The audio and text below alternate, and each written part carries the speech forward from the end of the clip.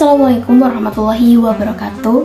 Halo teman-teman, di video kali ini saya akan membahas mengenai psikologi positif pada bagian kebahagiaan. Jadi sebelum membahas lebih dalam mengenai kebahagiaan, saya akan mengulas sedikit mengenai psikologi positif. Jadi psikologi positif ini berbeda dengan pendekatan-pendekatan psikologi yang lainnya, seperti pendekatan psikoanalisis, behavior, humanistik. Psikologi positif berbeda karena apa? Karena psikologi positif ini tidak fokus pada rasa sakit itu atau penyakit yang dialami, tetapi fokus pada potensi-potensi yang dimiliki. Kalau pendekatan yang terdahulu seperti psikoanalisis, behavioristik, dan humanistik itu kan berfokus pada rasa sakitnya, tetapi psikologi positif ini berbeda. Dia tidak berfokus pada rasa sakit itu atau masalah itu, tetapi psikologi positif ini fokus pada potensi-potensi yang ada pada dalam diri seseorang. Kemudian tujuan dari mempelajari psikologi positif ini adalah untuk menjadi bahagia atau sejahtera. Kemudian ada dua pendekatan untuk mendefinisikan sebuah kebahagiaan. Yang pertama ada hedonisme, yaitu kesejahteraan subjektif, dan yang kedua ada eudaimonia, kesejahteraan psikologis.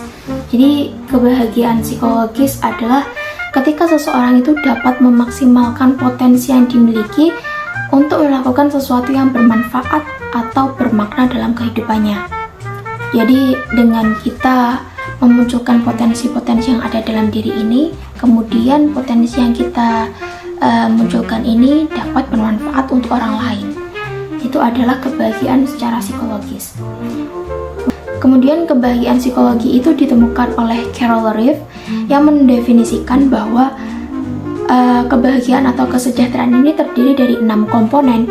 Yang pertama ada penerimaan diri, penguasaan lingkungan, hubungan positif, pertumbuhan pribadi, tujuan hidup, dan otonomi. Kesejahteraan psikologi lebih menekankan pada penerimaan diri dan pengembangan diri. Tapi bukan hanya mengejar kebahagiaan dan menjauhi rasa sakit, tapi juga mengembangkan dirinya untuk mencapai aktualisasi diri. Ada tokoh yang bernama Martin Seligman. Martin Seligman ini adalah bapak pencetus psikologi positif. Beliau menulis buku pada tahun 2000 yang berjudul Authentic Happiness, yang merumuskan bahwa kebahagiaan itu autentik, yang terdiri dari 3 komponen. Yang pertama ada emosi positif, rasa keterikatan dalam berbagai hal yang kita lakukan, dan yang ketiga ada hubungan antara individu. Jadi, kemudian pada tahun 2011 Martin Seligman menulis buku yang berjudul Flourish. Kemudian menambahkan 2 komponen lagi, yaitu menemukan kebermaknaan hidup dan pencapaian. Jadi setelah memunculkan 3 komponen tadi dalam buku Authentic Happiness, kemudian menambahkan 2 komponen kebahagiaan dalam buku Flourish, yaitu menemukan kebermaknaan hidup dan pencapaian. Sehingga Martin Seligman itu menyebutnya sebagai model PERMA, yaitu Positive Emotion, Engagement, Relationship, Meaning, dan Accomplishment. Kemudian penjelasan dari model PERMA, yaitu yang pertama ada emosi positif tadi, yaitu emosi positif itu tidak hanya sekedar tersenyum dan merasa senang, tapi emosi positif itu juga muncul dalam 3 mode. Yang pertama ada emosi positif terhadap masa lalu, yaitu bersyukur. Emosi positif terhadap masa kini, menikmati momen pada saat ini. Dan yang terakhir ada emosi positif terhadap masa depan dengan cara optimis. Jadi kita bisa menerapkan 3 mode ini dalam kehidupan sehari-hari kita untuk memunculkan kebahagiaan dengan emosi positif.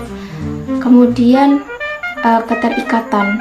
Jadi keterikatan itu contohnya seseorang bisa menikmati pekerjaan yang dilakukan.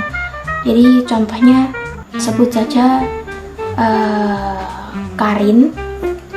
Karin bekerja di sebuah perusahaan dan dia ini menjalani pekerjaannya dengan senang hati, meskipun pekerjaan itu tidak dia sukai, tapi Karin ini mengerjakan pekerjaan itu dengan senang hati.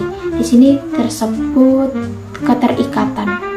Kemudian ada relationship atau hubungan. Menurut Robert Waldinger, menemukan kunci kebahagiaan adalah hubungan yang berkualitas. Kembali lagi bahwa kita itu adalah makhluk sosial. Jadi kita itu tidak mungkin untuk hidup sendiri. Kita juga pasti membutuhkan orang lain. Jadi disinilah hubungan atau relationship ini berfungsi.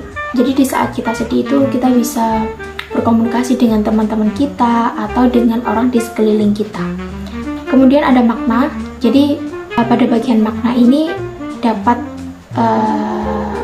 kita cari panggilan hidup kita.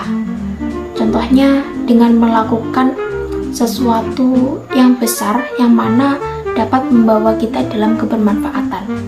Disitulah kita menemukan sebuah kebermaknaan hidup, sebuah diri yang bermakna. Kemudian pencapaian. Dengan memiliki pencapaian yang diperoleh dari kehidupan sebelumnya, kita akan merasakan mengalami perkembangan. Contoh, hari ini saya melakukan sesuatu yang tidak pernah saya lakukan. Itu juga salah satu faktor yang memunculkan kebahagiaan dalam diri kita. Kemudian bagaimana sih cara menerapkan model PERMA ini? Yang pertama, selalu berpikir positif. Bagaimanapun keadaannya, kita harus selalu berpikir positif. Kemudian yang kedua ada keterlibatan atau keterkaitan, yaitu temukan aktivitas yang membuat kalian itu merasa puas dan merasa bisa menikmati pekerjaan itu. Kemudian hubungan atau relationship, yaitu temukan cara untuk terus berkoneksi dengan lingkungan sekitar, dengan orang-orang, dengan teman, dengan siapapun yang ada di sekitar kalian. Kemudian tujuan, memiliki tujuan yang besar dalam hidup, karena di saat kita ada tujuan, kita pasti memiliki dorongan yang besar untuk menjadi manusia yang bermanfaat. Kemudian pencapaian, pencapaian kecil yang kita lakukan hari ini itu sangat berarti dan bermakna untuk melakukan pencapaian-pencapaian yang lainnya. Terima kasih. Semoga apa yang saya sampaikan dapat memberikan kebermanfaatan untuk teman-teman. Ada kurang lebihnya, mohon maaf. Wassalamualaikum warahmatullahi wabarakatuh.